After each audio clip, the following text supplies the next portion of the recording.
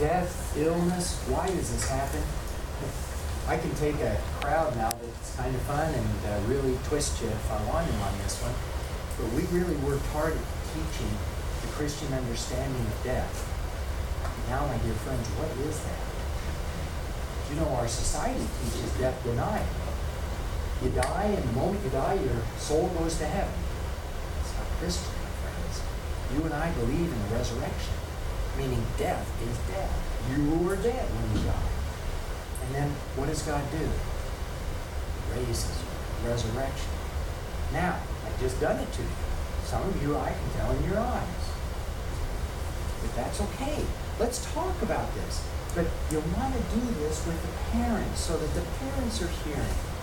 So they know what you're teaching the kids. That's right. You know, as a kid may go home and say something and it's not out of fear, it's out of wanting to be helpful. I had one dad one year come unglued when we talked about death because it was too real. The moment you die, your soul flies to heaven. Well, you know what you just did was you just did the Reformation with Tetzel selling indulgences. But that's not the Christian understanding. The Greek and the Hebrew understanding are very different, but you can teach this with parents and the kids. They start to see. When you die, you really do die. That which is you. And then the marvel is that we are an Easter people. That God gives life. That life comes out of death. And we believe that. And you know what? If you think that's hard to believe, then why do you keep planting seeds in the ground? We see this all the time. Seed has to go into the ground and die. And then it comes out. But are you hearing? This isn't just memorizing the catechism. This is living it out. What did it mean that Jesus died and descended to the dead? What does that mean for us as we teach the Apostles' Creed? We did evening sessions on worship, making sense out of it. Parents were hungry for that because of what Dave Lowe said. We did evening sessions on communication. That was a miserable night for some families. I remember the next day I got 4 phone calls. 3 families said, "Thank you, that was really helpful. We haven't talked like that with each other for a long time." The 4th phone call said, "That was one of the most miserable nights we've ever had."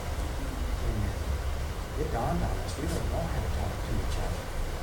And we're in trouble, aren't we, Pastor? We don't know how to talk to each other. Okay? And so you pick hard subjects or big subjects or even fun subjects. The joy of being a Christian. Do we ever teach that to anybody? And yet it should be, shouldn't it?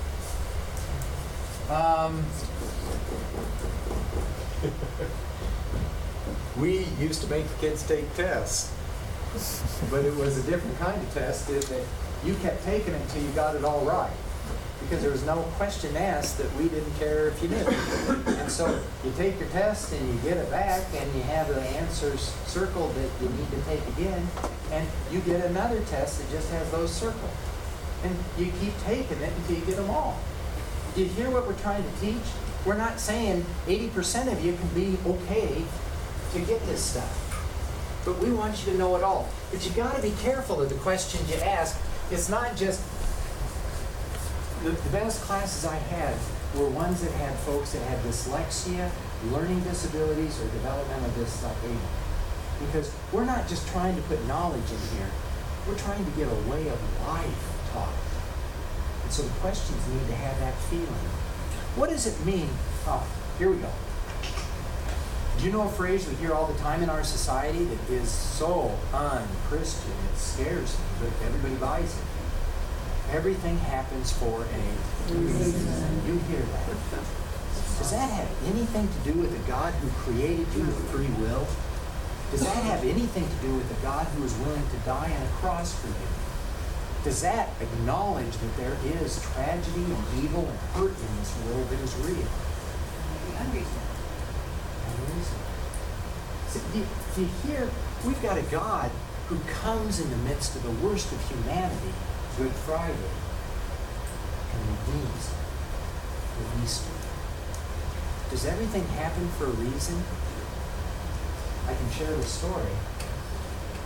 Our parliamentarian had a niece who was killed a week and a half ago in a car accident when she was getting married on June 10th.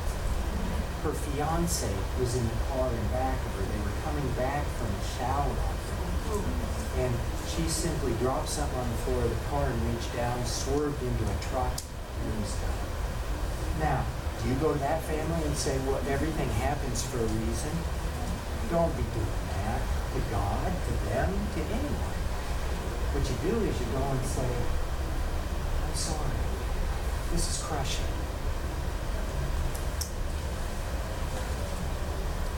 I love you. We want to express that love. Do you hear? What we're talking about in confirmation isn't just getting answers.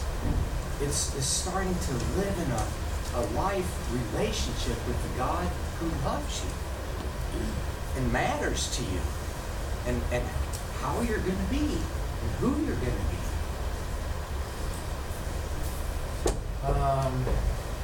Bible stories, you just got to keep using them all the time, all over the place.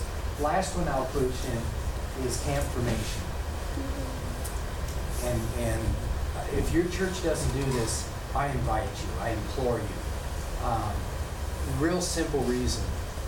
Right after I was ordained and I was called to Pierce, Nebraska, the first love of my life, after But we took the kids to camp, and I think we only had 4 or 5 kids in confirmation. And I took them, and I was a young pastor, and therefore I thought, kind of cool. I got to camp, and I saw how the kids looked at the counselors, and then I saw how they looked at me. And you know, this is tragic, but I was in the category with their parents. Dang it. But that's real. And so it dawned on me, I needed them to rub shoulders against people that they really admired and looked up to and thought were cool, who loved Jesus.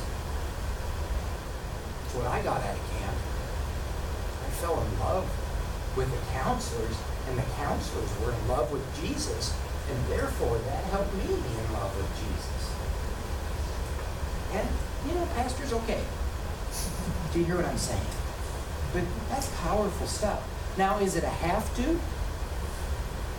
My dear friends, what you do is you sit down during those interviews and you walk through the goals and say, how best can we do these goals? You know, if you're really going to become a follower of Jesus the Christ, I think it would be great if you had 1 week to live in Christian community.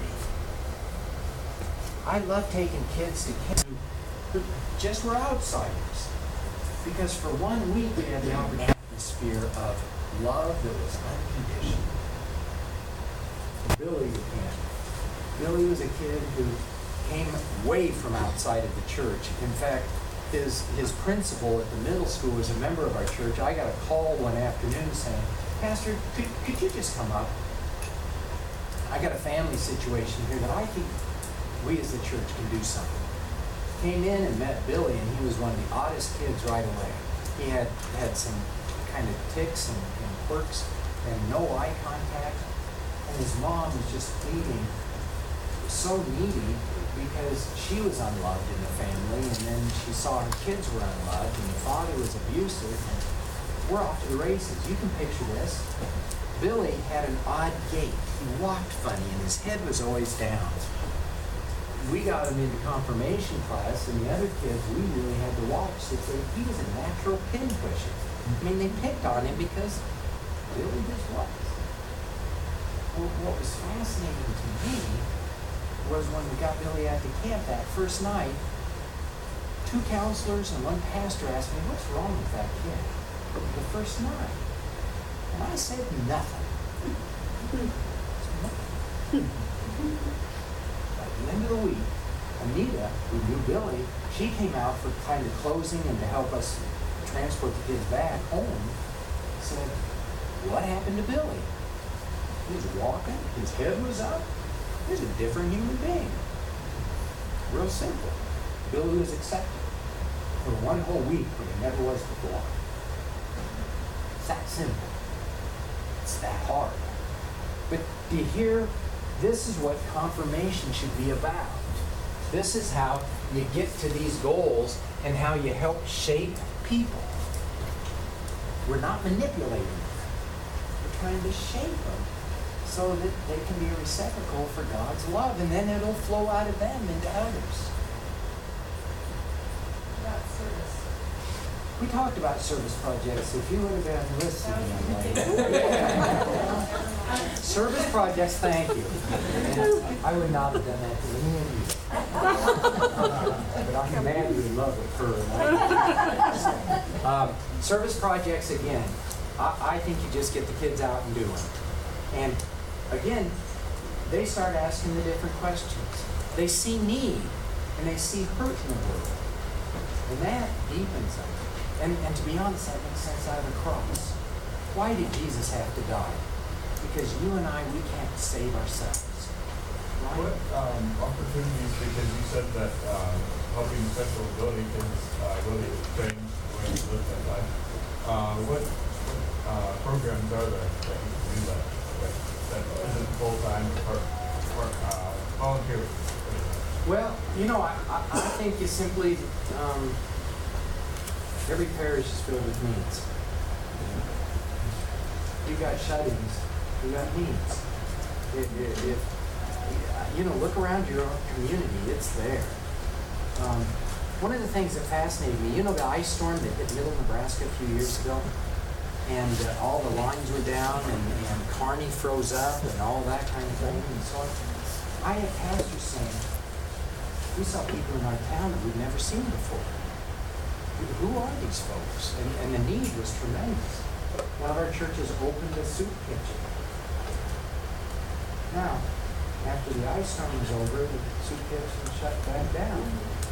But did you follow up with those folks? Or did you, they're there. They're there in all of our communities. And I think you call around. And make relationships with school teachers. And some of those kind of things that people find. So I think we've got to all get back. And I don't want you getting in trouble for being late. And you need to have power, right? So, thank you for coming. Thank you. So did you take that?